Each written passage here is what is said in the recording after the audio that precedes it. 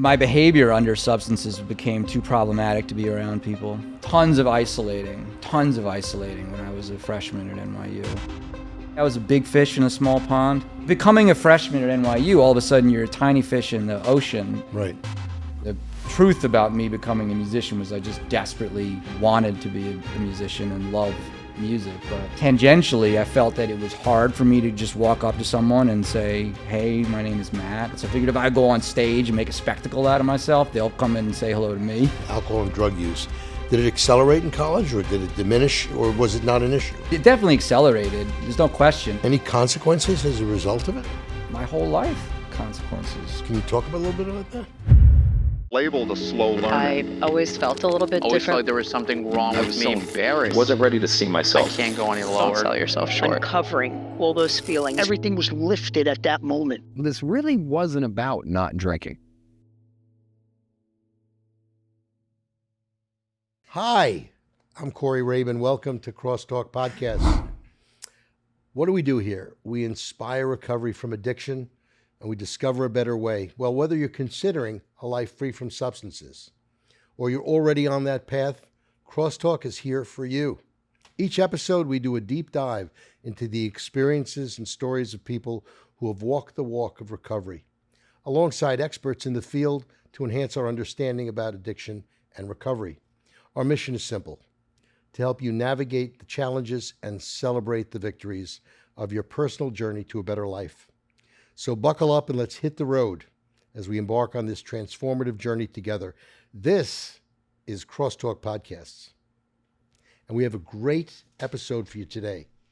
The episode features a singer-songwriter based here in New York, somebody who is a dear friend of mine who I've been bugging to come on Crosstalk for I don't know how long. And today is the day we have Matt Butler with us.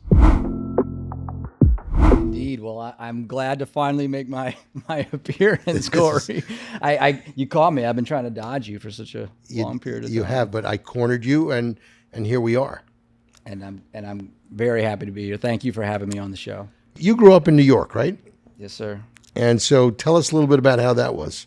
I grew up in Manhattan. I grew up on 64th Street. You know, sometimes I think people say they're from New York, but they're really from like New Rochelle, or Rye. And it's kind of like, technically, yes, you're from New York, but I mean, I'm like a real city kid.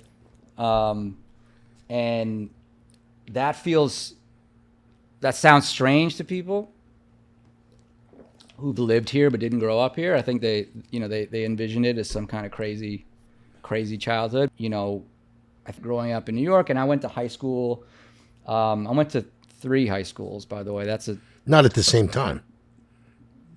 No, that would have been impressive, though. I graduated from a high school that was like it's what's referred to as progressive education. It's basically like an art school. It's called Elizabeth Irwin or Little Red Schoolhouse down on Varick Street. And going to a high school in the West Village where you're sort of surrounded by these very kind of like artsy New Yorkers, I feel like you do get exposed to certain things that you wouldn't necessarily get exposed to otherwise. Is that where your music roots started?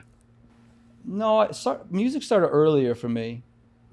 I really loved music for as long as I can remember. I would say that it took me a long time to sort of admit that and accept that about myself, and then even longer to sort of take the leap to actually trying to play music. But I remember being a little kid and driving in the car with my mother and her playing music and like having songs. Locking in. Yeah, having songs stuck in my head all day and like it being my own soundtrack. You know that feeling of like when you're walking down the street with your headphones on and like you're like the movie's playing.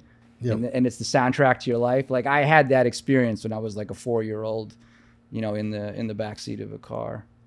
So mom and dad, growing up, they were together? My parents got split. They divorced. Well, they divorced later. They split up when I was like 3, 4 years old. So. You have recollections about that?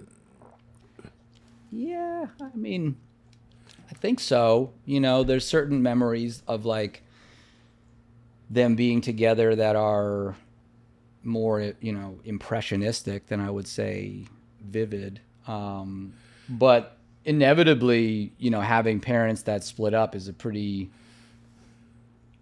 defining event. I think I've gone through different phases in my life of like exaggerating the importance of my parents splitting up and then also downplaying the importance. Because at some point, as you get older and you realize you still have like certain issues and you're like, can this still really be about the fact that my parents split up? Like, is this still about that? Like at age 38, like, am I still dealing with abandonment issues because of my parents' divorce? And so it's a strange thing because it's like, well, did I ever accurately look at it in an encompassing and, compassionate way? Or So it's interesting, it's not the first time I've heard the expression or the reference to abandonment issues. How did that kind of play out as you were in your 30s or so? What kind of things happened that made you think, am I still dealing with that? Yeah, well, like I said, I'm 38 now, so technically still in my 30s, but for just a little bit longer. But I would say that, like, the more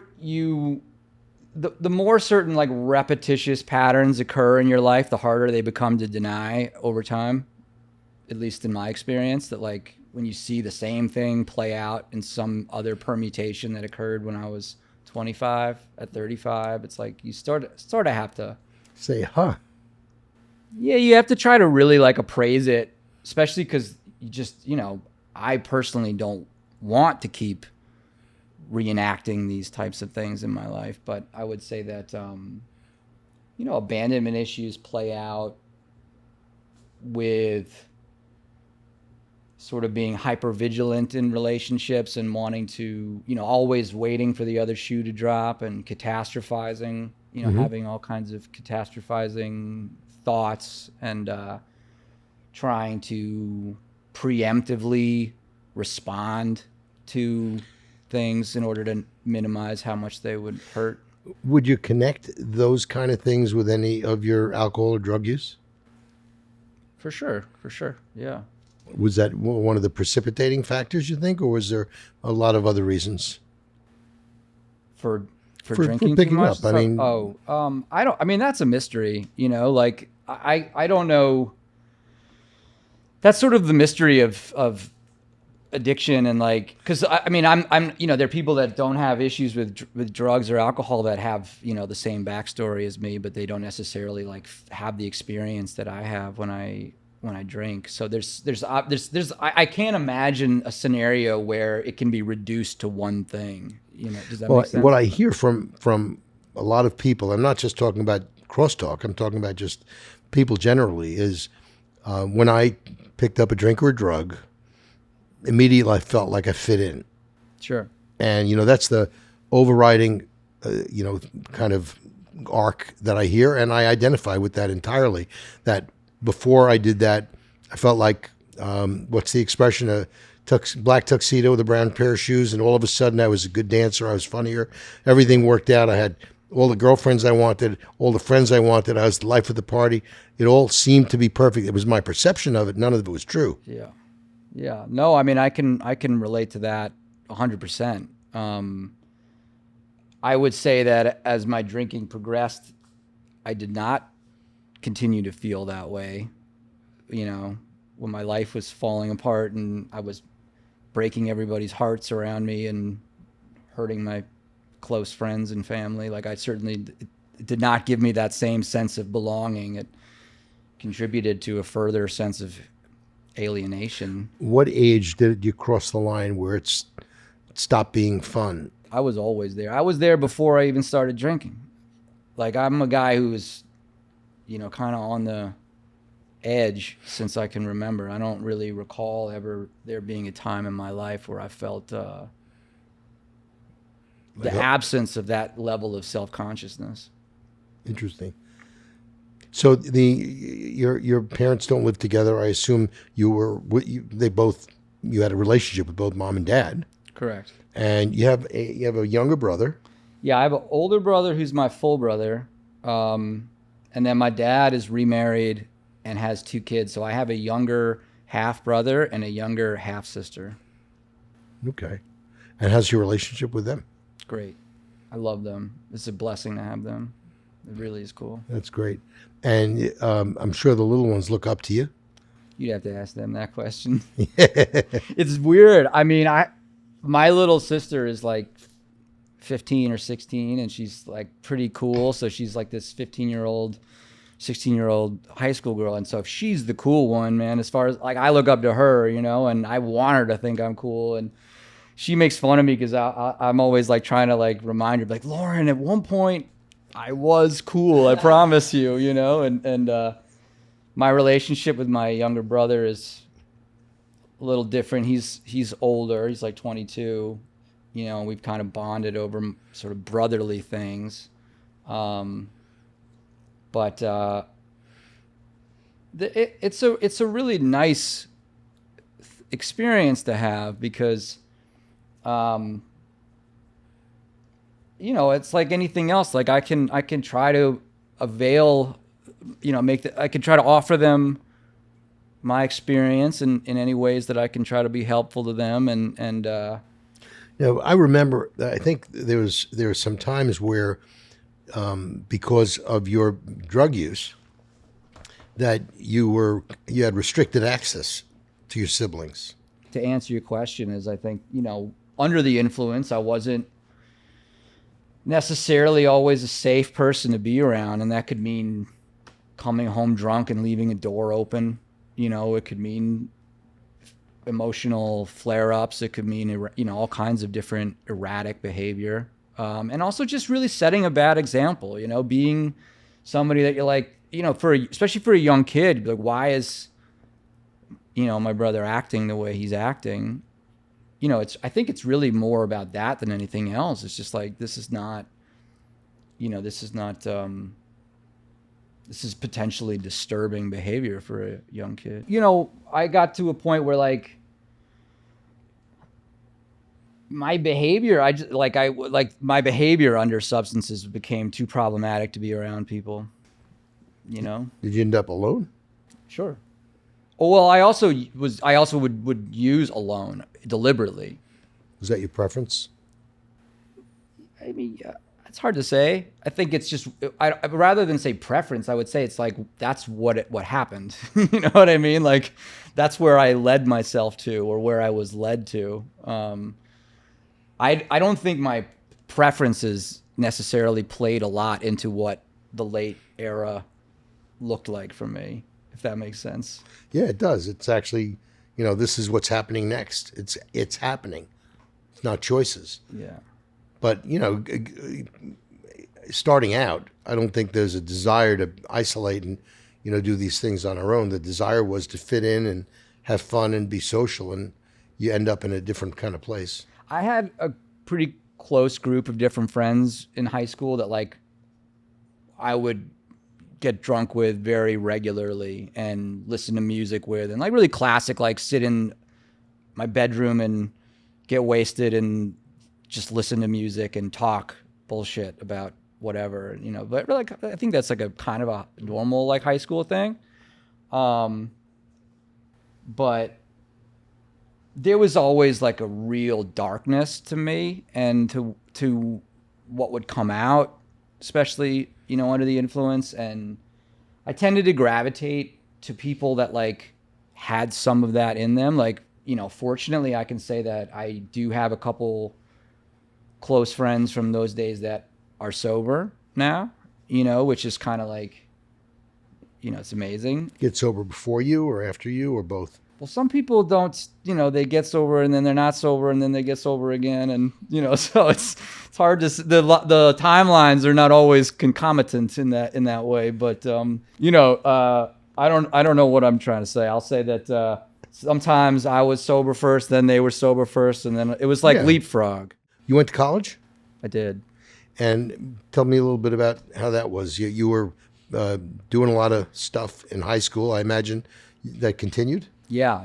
I went to NYU, so I stayed in the city. I'm like super city kid, and definitely drank a ton. And, my freshman year of college was really dark. Which is probably not uncommon, especially for guys, that I really enjoyed my junior and senior year a lot more than my freshman and sophomore year. But tons of isolating when I was a freshman at NYU. Why do you think that was? Well, I had gone from being kind of like, I went to a very small high school and I grew up in New York. So I knew lots of kids in New York, and I kind of, does it sound arrogant to say I was a big fish in a small pond?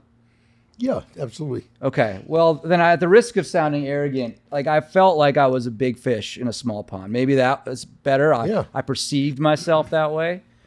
Although maybe I didn't perceive myself as in a small pond, but becoming a freshman at NYU, all of a sudden you're a tiny fish in the ocean, and I didn't mean anything to anybody at that point. And girls are dating 32-year-old dudes who, work at ad agencies, and just some 19-year-old kid in a dorm. Nice restaurants they're going to. And, yeah, it was like, and you're eating different dorm room. Dude, the game changed very fast. And, and then in school, it's the same thing, like I didn't have, like nobody knew who I was, and I wasn't really good at making friends in a large environment like that.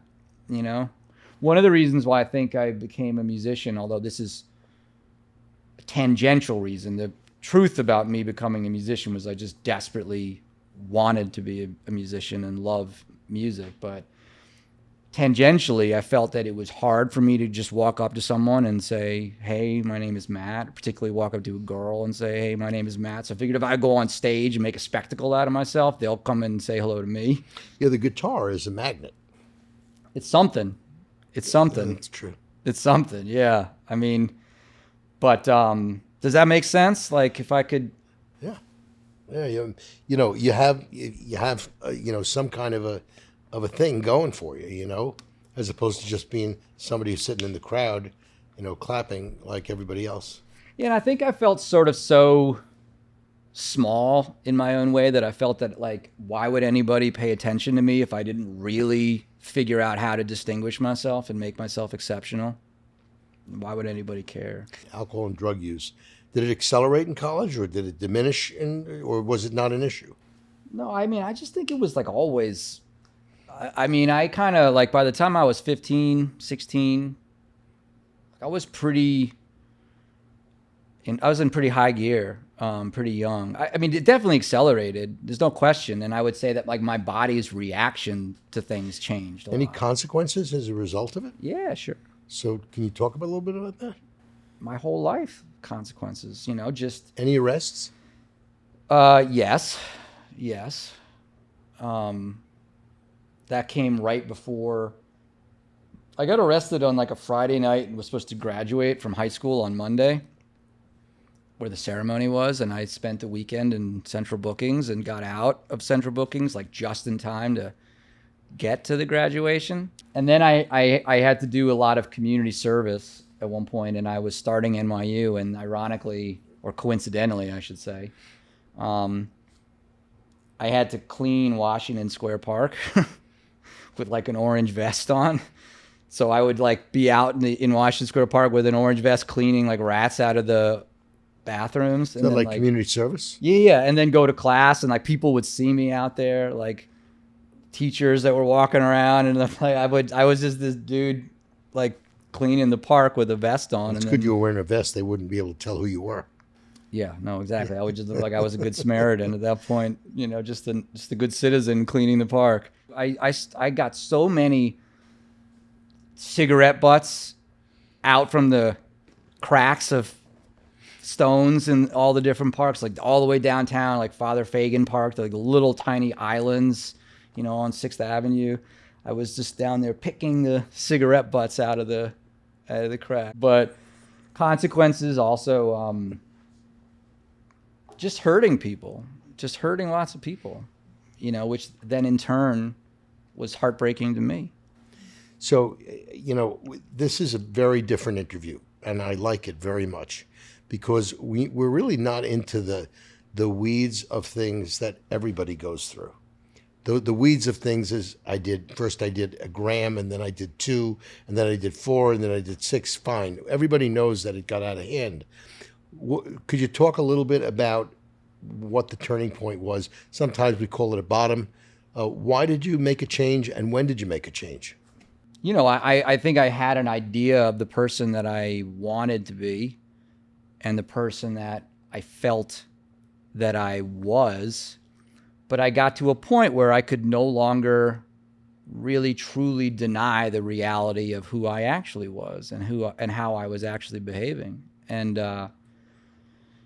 you know, I would say that my sort of conscious relationship with spirituality, in the sense that it's a relationship that I can articulate today, whereas I would say that it might have always been present, but it wasn't something I would be able to have articulated. But I would say that my sort of conscious experience with spirituality began with really understanding that I had a conscience, you know, that there was something inside of me. There was a value system inside of me that I didn't necessarily feel was, and I don't mean this to knock my parents, but that I don't necessarily feel was inculcated in me from my environment. Not to say that they didn't try, but I don't think it took. Where'd it come from? Well, that's spirituality for me, is that there's something that was inborn in me. I mean, like there's a presence, a soul, something, you know, but the idea that I felt that I had a sense of right and wrong, and that the longer I continued to live, you know, to use sort of a new agey phrase, to live out of alignment with that, it's heartbreaking, it's painful, and then you can't keep up with it after a certain point. At least I wasn't able to, and that's a blessing. So I would say that that's the bottom that you're talking about. You don't want to be the person that you had become. Correct. And it was, and one more thing about that is it's also not the person who I thought I really was. Like I just like this isn't who I am, man. Like this isn't me. You know? And that's spiritual too, is to be like there's something else inside of me. Or a spiritual experience is not ecstatic in my experience. It's often frightening and embarrassing. You know, when you have an awakening to something and you're like, oh my God, I can't believe I said that or I did that. You know, all of a sudden it's a moment of seeing my own behavior in an entirely different light. And I can't tell you why I'm seeing it differently, but I am. And like I said, an epiphany rather than feeling ecstatic, which is what I was looking for in substance use, it's something that really pulled me down to the ground in a way that was very uncomfortable. So what'd you do about it? You just walked yourself into a treatment center?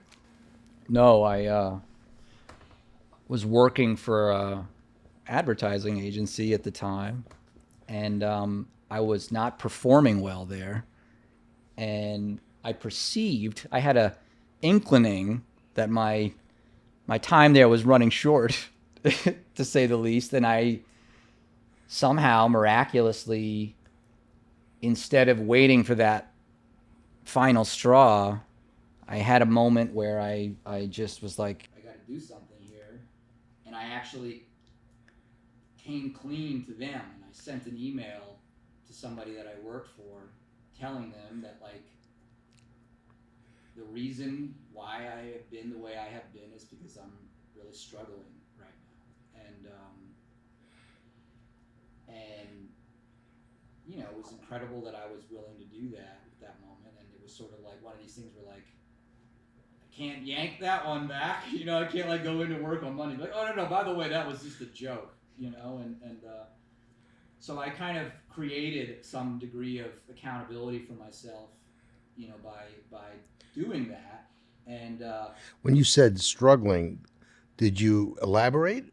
Or? Yeah, I started struggling with alcohol, with substances, for sure. Right. I was very clear about what was going on. And I was apparently not the first ad man in that place that, you know, struggled with substances. And so apparently it was a pretty standard procedure for them. And, this woman, whose name is Judy, was sort of an angel in my life, and she made arrangements for me because I was not competent, really. And you were compliant. You followed along. It's great. Like, I wasn't hiding the reality of it to a lot of people, but I'd never been in a situation like that. I'd been a musician prior to that. When I graduated college, I was in a band that was signed to Universal Records, and I sort of spent, post college, I was like, this is what I'm doing, and I didn't have that kind of accountability where I had an office to show up to. I did have all kinds of other things I was accountable to, which I was not, and I blew when I sort of messed up, and I'm not in that band, and that band does not exist at this point, so that was a consequence for me, for sure. It was sort of, that opportunities sailed, but in a lot of ways, this particular set of circumstances and conditions that had been created in my life, as far as like very tenuous living situation, very tenuous financial situation, and this job that required me to show up somewhere. I could have gotten fired and just kind of probably just completely fallen off a cliff, and who knows what would have happened at that point, because I had a studio apartment where the lights had been cut off and the toilet was broken, and it was a place that I was sitting in by candlelight. So you go to treatment when you're 26? Correct. Mom and dad involved? Yes. Nice. And they were supportive? Yes. And clearly so were my employers. Absolutely, yeah. And Judy? I was able to thank her, and she came to see me perform, and I bought her a meal and all kinds of things. And she was very happy to know that there was a happy ending to that particular story, because it's not always the case. So you get sober, you're 26, and you're 38 now. So I'm just going to do some quick math. 11 years from where we are. Very good. And can you describe, especially for people who are contemplating making a change and becoming substance free, how do you describe I mean, you can't really do 11 years in a few minutes, but what's the difference between the beginning and where you are now? Tell us a little bit about the things that have happened during that time frame, and maybe connect it a little bit to you're taking care of yourself and how things have changed. Well, there's a lot that's different. I would say, in certain sort of kind of tangible and pragmatic ways, just there are elements of my life that are dramatically more stable and drama-free than there were when I first got sober. Just like health, finances, friends, my relationships with my family, are radically more stable and healthy than they were. And inside, I think I know who I am today, for whatever that means to anybody watching this, but I that's not something that I could have said. I feel like I was sort of a shapeshifter throughout the course of my life, and not necessarily always in a dishonest way. I think, there's something natural to trying on a bunch of different roles when you're young and sort of seeing what clothes fit. But I think I know who I am, and I think I have a lot of experience with things going, not going the way I wanted them to go over the past 11 years, and having them turn out in ways that proved to be, more suited to me.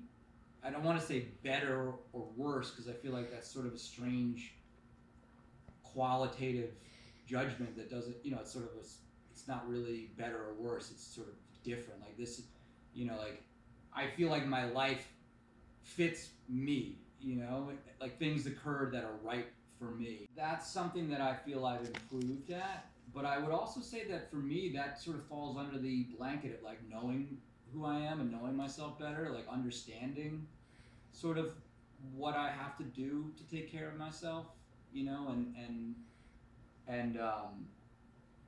sort of being self-aware. Like, am I saying yes to somebody for something because I'm afraid to say no, and I'm gonna just end up blowing this off anyway, Right. and causing problems for both of us more than if I just said no, like. It's so much easier. Yeah, so that kind of self-awareness, or am I turning over the decision about something to somebody else because I don't want to be blamed for if the decision is the wrong decision, but then they'll make the decision and then I get to complain about the decision afterwards, because it was them. Like, Another possibility is they make the decision, you get blamed for it. well, that's going to happen. Especially in certain relationships, it happens more than others. So one of the things you and I have connected on is the fact that we both are involved with our own 501c3, our charitable organizations. Could you talk a little bit about what you do in a way to help others? Sure. Well, and thank you, because I love to share this big part of my life. I have a 501c3 called Art That Serves, and we work on helping to bring artists and arts programming into correctional facilities. And that's come about as a result of a very long journey for me that started 8 years ago in 2016, where I performed in a jail, in the Albany County Jail. I played a concert for their heroin recovery program, and it was a sort of revelatory experience for me. What made you want to do that, or how did that come about? Well, it came about because I was asked to write music for a documentary called Generation Found, which is a documentary about recovery high schools, and teenagers that are struggling with addiction. And I sort of went on tour with that movie when it came out, and I met a lot of people that worked in different types of nonprofit work and advocacy work, and criminal justice and addictions work overlap quite a bit because addiction is such a big part of why people are incarcerated. And so I got introduced to a bunch of people that sort of had access to those kinds of things. And then I remember seeing a video of men in a recovery program in a jail on Facebook. Facebook was a big thing, and they were singing, and I just was like, wow, like music means a lot right there. Like, it struck me as sort of like that what they were doing, was sort of transcendent, and that's what drew me to music in the first place. Was like what music meant in that moment to those guys in that jail is why I like music or love music. So you felt a draw to that type of situation, it and just felt like it meant something. And I played music my whole life, serving or trying to be self-serving, or didn't necessarily mean something, or I was trying to fit in with this or fit in with that, or make these people happy or make those people happy, or look like this kind of a rock star, or look like this dude. And I was always incredibly earnest about what I did to a degree, but it inevitably got masked by all those kinds of layers of things. And I saw these guys singing in a jail, and I said, God damn, like that is why I want to play music. And then a part of me was like just curious. I was like, I wonder what would happen if I played some of these songs that I've written for this movie and about my own story and about addiction. And I went in and I played it for them. Like, would they relate to it? how'd that feel? When I did it? Yeah. Amazing. I never felt like I'd never been seen that way by an audience before. And so that led to Art That Serves? Yeah, I mean, since then I have played hundreds of concerts and done hundreds of process groups, and I have worked in literally over 50 prisons across the United States at this point. I have a list of, prisons that I've been and worked in, and 8 years of doing this pretty extensively, and eventually, people started to donate to me personally in order for me to travel to do this work, and at that point it made more sense to start a 501c3, and then as I was continuing to do this work, other artists would reach out to me and ask me how they could do something similarly. And before I knew it, I was kind of consulting with a lot of people on how to do stuff. And I had all these relationships. So if somebody, in Virginia reached out to me about how do I do what you're doing, like, well, I happen to know 6 sheriffs in Virginia, and I helped a lot of people bring programs into Rikers Island. And, so I kind of like advise on those types of things at this point. And Art That Serves is something that is not a full-time job for me. It's not like a self-sustaining business. If people want to, I'm sorry to interrupt you, but if people want to contribute to Art That Serves, what do they do? Just go to our website, which is www.artthatserves.org. And then it's, you can just donate right there on the secure payment portal. And it's 100% tax deductible. 100%. Exactly. So end of year filings are coming up, everybody. I couldn't have said it better myself. Get those breaks now while you can. Now you do other things, because I've been to multiple Matt Butler shows in the New York City metropolitan area, downtown, uptown, inside, outside. And I love your shows. You also do a one-man show. I want you to brag a little bit, if you don't mind, about what you're doing as an entertainer.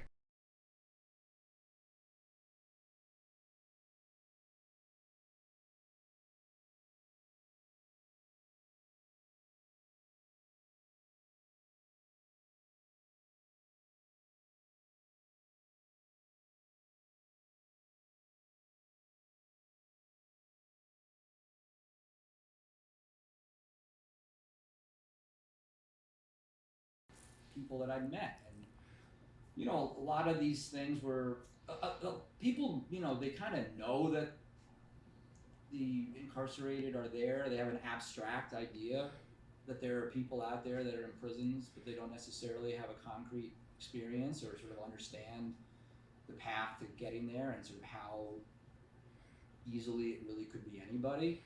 And to some extent, I think there are probably a majority of people know about it, but really don't want to know too much about it. The more, it's too much information. Yeah, it's an uncomfortable thing.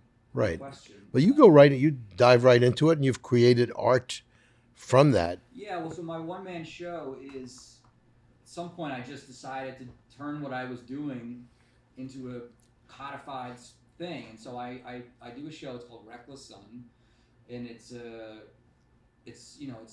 combination of monologues and songs, and the monologues sort of introduce the songs. It's 9 monologues and 9 songs, and it runs about an hour long. And you have visuals. Yes.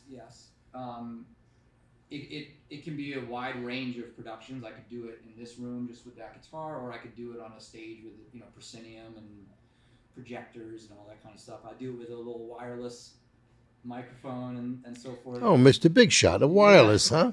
Yeah, like a little TED Talk microphone.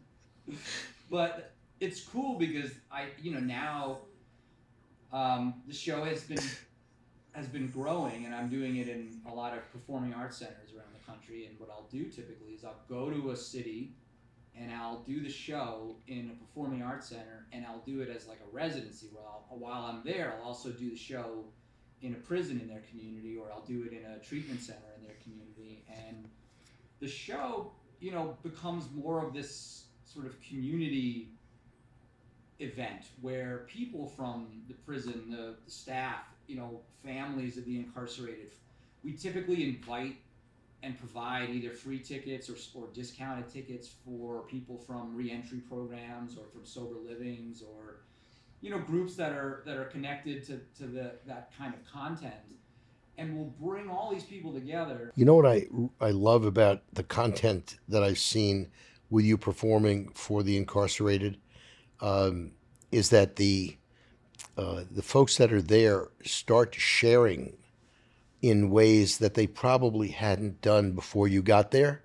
there's a honesty, there's a rawness, there's an emotional availability that I don't think is par for the course in that kind of an environment. I think it's quite the opposite. But when you bring your music in and the message that you bring in of your own honesty and your own story and their stories, it triggers things that happen that I think make real changes in their lives.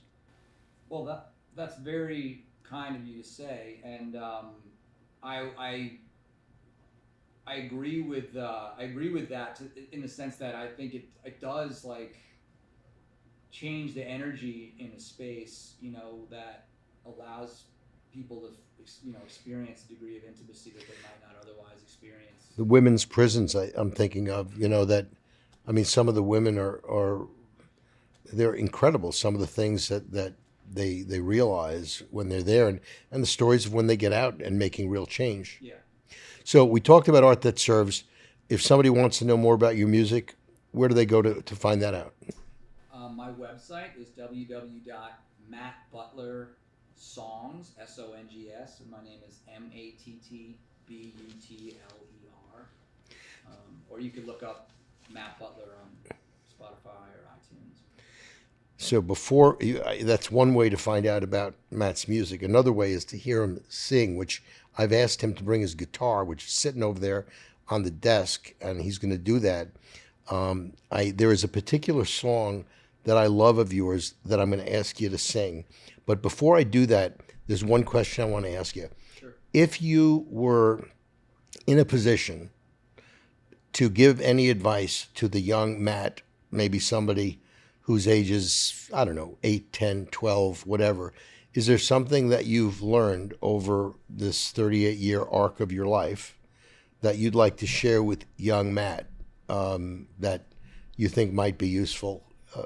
So many things, but the first thing that came to my head was just to say, hold on, man, it's going to get better. It's not always going to be like this. I could say there are a lot of things I regret. There are a lot of opportunities that I blew. There are a lot of relationships that I blew, and it's like, would I give myself advice to be like, don't say this to, so and so when you do that. It's not like I would give myself advice to sort of like fix or prevent. I'd go back in time and do a Back to the Future and change the course of history and be, that band that I was in won't break up and all. Like, I wouldn't do anything like that. And that's almost part of the advice that I would give too, is like, it's going to work out the way it's supposed to work out. So usually the way we close Crosstalk is with me thanking everybody for watching and listening, telling them that I'll see you next time. But I'm not going to say that. We're going to go out with the song that I love that I asked you to sing, and I'm going to let you introduce it. You got to get your guitar, right?